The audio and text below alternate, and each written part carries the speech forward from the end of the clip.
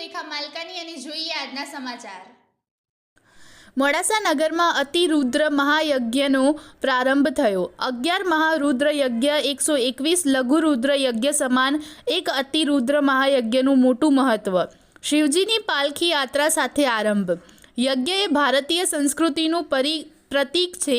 આપણા હિન્દુ ધર્મમાં જેટલી મહાનતા યજ્ઞને આપવામાં આવે છે તેટલી મહાનતા બીજા કોઈને પણ આપવામાં આવેલ નથી।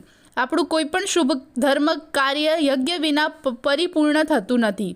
ત્યારે અતિરુદ્ર મહાયજ્ઞમાં શિવની ઉપાસનાનું અનેરું મહત્વ છે। મહાદેવનો મોટામાં મોટો યજ્ઞ એટલે અતિરુદ્ર, જેનું આયોજન મોડાસા નગરમાં કરવામાં આવ્યું છે। તારીખ 11/12/2024થી પ્રારંભ થયેલા યજ્ઞની 15/12/2024ના રોજ પૂર્ણાહુતિ થશે। અતિરુદ્ર મહાયજ્ઞથી ભગવાન શિવને પ્રસન્ન કરવામાં આવે છે। શિવજીને સકારાત્મક ઉર્જાનો વિકાસ કરવાની અને પ્રાર્થના કરવાની આ એક સનાતની ધાર્મિક પદ્ધતિ છે। એકવાર દર્શન કરવાથી અલૌકિક શક્તિના દર્શન થતા હોય છે। મોડાસા નગરના અશોકભાઈ જોશી પરિવાર દ્વારા આયોજિત અતિરુદ્ર યજ્ઞના આચાર્ય અગ્નિહોત્રી આત્રેય કુમાર શ્રી કૃષ્ણાશ્રમ બોલુન્દ્રા અને 175 ભૂદેવ આ યજ્ઞમાં જોડાયા છે। ત્યારે મોડાસાના મંદિરથી શિવજીની પાલખી યાત્રામાં મોડાસા સહિત આસપાસના બ્રહ્મ સમાજ પરિવાર સહિત આ અતિરુદ્ર યાત્રામાં જોડાયા છે। મોડાસા નગરમાં સનાતની ધર્મની આગવી વિશેષતાના દર્શન કરાવતા અતિરુદ્ર યજ્ઞનો દર્શનનો લાભ લેવા સમગ્ર અરવલ્લી જિલ્લાની ધર્મપ્રેમી પ્રજાને આમંત્રણ પાઠવવામાં આવ્યું છે। जय भगवान। હું પરંતપ જયમિની કુમાર વ્યાસ આ અતિરુદ્ર યજ્ઞના પ્રધાન આચાર્ય અગ્નિહોત્રી આત્રેય કુમાર જયમિની કુમાર વ્યાસ બોલુન્દ્રાનો નાનો ભાઈ છું। આ યજ્ઞ એ ના મુખ્ય યજમાન શ્રી અશોકભાઈ ને પ્રજ્ઞાબેન છે અને એ પોતાના સંપૂર્ણ પરિવારને સાથે રાખી અને આ યજ્ઞ કરાવી રહ્યા છે। આ 10 તારીખે યજ્ઞનું પ્રાયશ્ચિત વિધાન થયું। 11, 12, 13, 14, 15 એમ 5 દિવસનો આ યજ્ઞ છે। આ યજ્ઞની અંદર 175 પંડિતો દ્વારા આખો યજ્ઞ સંપન્ન થશે।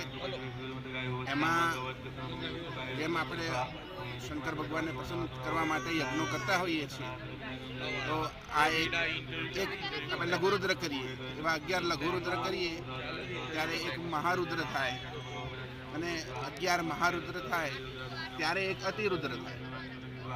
એ રીતે લગભગ 25 લાખ આહુતિઓ આ યજ્ઞ મંડપમાં કુંડોની અંદર પડવાની છે અને પહેલા દિવસે એક આવર્તન થયું, બીજા, ત્રીજા અને ચોથા દિવસે બીજા 3 આવર્તન થશે અને અંતિમ પૂર્ણાહુતિના દિવસે બીજું એક આવર્તન થશે।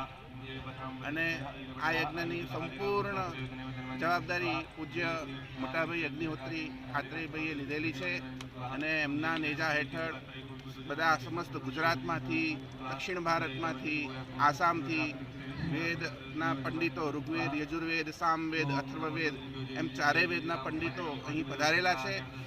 અને આ યજ્ઞ મંડપ પણ નવકુંડી યજ્ઞ મંડપ છે કે એની અંદર પૂર્વ દિશાની અંદર ચોરસ કુંડ છે, અગ્નિ ખૂણાની અંદર અમારો યોનિકુંડ છે, દક્ષિણમાં અર્ધચંદ્ર છે, નૈઋત્યની અંદર ત્રિકોણ કુંડ છે, પશ્ચિમ દિશામાં વૃત્તકુંડ છે, વાયવ્યની અંદર તમારો ષટકોણ છે, ઉત્તરની અંદર પદ્મકુંડ છે 11 પાંખડીનો અને ઈશાન ખૂણાની અંદર અષ્ટકોણ છે અને પૂર્વ અને ઈશાનની મધ્યમાં 9મો કુંડ છે। એ સર્વસિદ્ધિ આપવાવાળો છે।